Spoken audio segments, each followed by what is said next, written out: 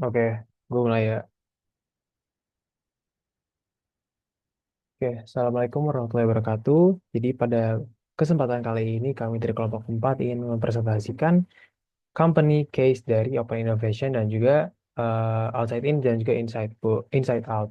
Nah, untuk company yang akan kita bahas untuk outside in company yaitu adalah Coca-Cola. Nah, jadi kenapa sih Coca-Cola kita analisis untuk menjadi outside in company? Karena Coca-Cola ini selalu menyesuaikan produk, pemasaran, dan inovasi berdasarkan preferensi masyarakat global yang diterapkan ke dalam produk-produknya.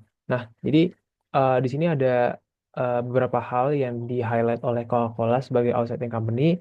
Yang pertama, dia customer-centric product development dan juga data-driven market analysis. Nah, jadi mungkin dari Coca-Cola mereka ini menerapkan outside in innovation dan eh, salah satu contoh produknya itu adalah Coke Zero, di mana Coke Zero ini mereka itu mengetahui dan juga aware dengan tren pasar yang sedang peduli dengan kesehatan.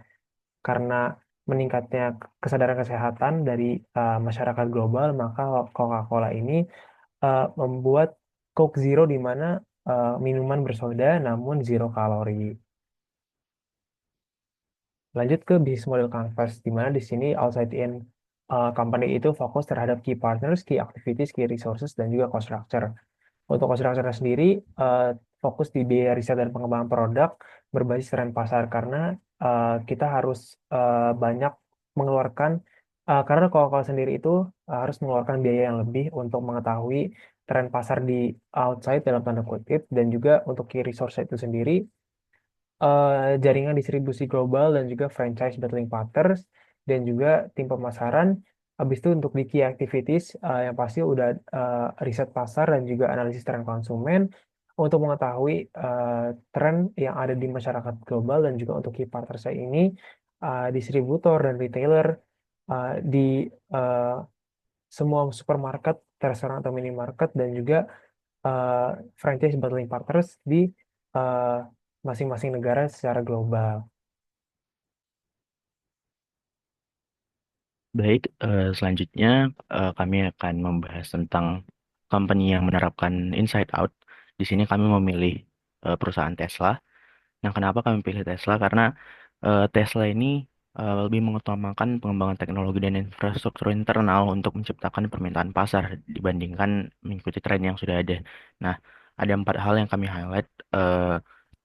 Kenapa Tesla adalah perusahaan yang menerapkan inside out? Yang pertama adalah inovasi teknologi mereka buat sebagai prioritas utama. Ya, contohnya mereka mengembangkan baterai berkinerja tinggi atau gigafactory. Kemudian dari teknologi self-drivingnya sendiri itu kita sama-sama tahu. Kemudian produksi dan infrastruktur yang mereka punya itu mereka kendalikan sendiri. Jadi mereka membangun gigafactory itu untuk memproduksi baterai sendiri, terus mengurangi ketergantungan terhadap pemasok eksternal. Kemudian ekosistem produk mereka bersifat tertutup, jadi mereka tidak hanya menjual mobil listrik, tapi juga membangun ekosistem seperti Tesla Solar, terus Powerwall, terus supercharger misalnya. Nah, yang terakhir mereka menciptakan permintaan pasar dibandingkan dengan mengikuti tren gitu. Jadi sebelum Tesla eh, debut gitu ya, industri otomotif masih skeptis terhadap kendaraan listrik, tapi mereka menciptakan pasar mereka sendiri saat mereka merilis kendaraan listrik pertamanya gitu. Nah, selanjutnya Tesla juga memperkenalkan mobil sport listrik pertama dengan performa tinggi namanya Tesla Roadster dan ini mereka rilis saat industri otomotif tadi masih didominasi oleh kendaraan berbahan bakar eh, fosil konvensional ya. Nah, boleh dilihat contoh produk-produk Tesla next.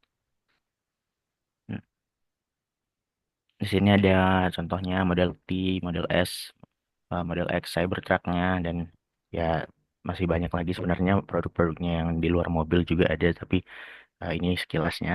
Nah, selanjutnya ke untuk bisnis model kanvasnya. Jadi untuk BMC-nya Tesla sendiri untuk key partners, key activities dan key resources-nya berfokus kepada R&D dan pemasok bahan-bahan untuk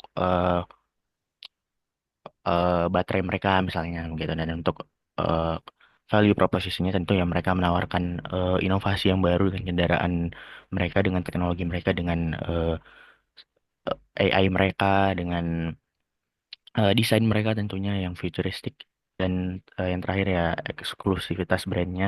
Kemudian untuk customer relation channel dan customer segmentnya ya, biasanya untuk customer segment itu diarahkan kepada early adapters dan tech enthusiast yang ingin mencoba hal-hal baru, terutama pada saat mobil listrik ini masih tergolong baru. Jadi mereka menargetkan ke arah sana. Kemudian eh, Tesla bersifat direct to consumer, jadi tidak ada dealer, jadi langsung dari Tesla ke pelanggannya langsung, dan tentunya akan lebih personalized ke customer itu sendiri dengan teknologi data collection mereka dengan AI. Jadi mereka mengumpulkan data dari masing-masing user Tesla mereka agar lebih terpersonalize ke masing-masing mobil pribadi gitu. Nah, untuk channelnya ya website memiliki website sendiri untuk pembeliannya langsung, kemudian ada showroomnya juga, dan eh, superchargernya juga eh, memiliki network sebagai ekosistem pengisian dayanya. Jadi mereka memiliki semacam pom pengisian bahan bakar sendiri gitu. Untuk cost structure-nya ya lagi-lagi banyak habis di R&D dan investasi infrastruktur. Kemudian untuk revenue stream-nya dari penjualan dan eh, kerjasama eh, atau insentif dari pemerintah terkait eh, penerapan energi hijau. Jadi selain dari penjualan produk, ya mungkin dari biaya-biaya kerjasama dengan eh, pihak-pihak lain untuk misalnya em, meletakkan eh, yang tadi superchargernya di lokasi suatu negara gitu. Jadi mereka akan mendapat revenue dari situ juga. Mungkin sekian presentasi dari kami tentang contoh company yang menerapkan inside out dan outside in. Jika ada kesalahan kata, mohon dimaafkan. Sekian, terima kasih.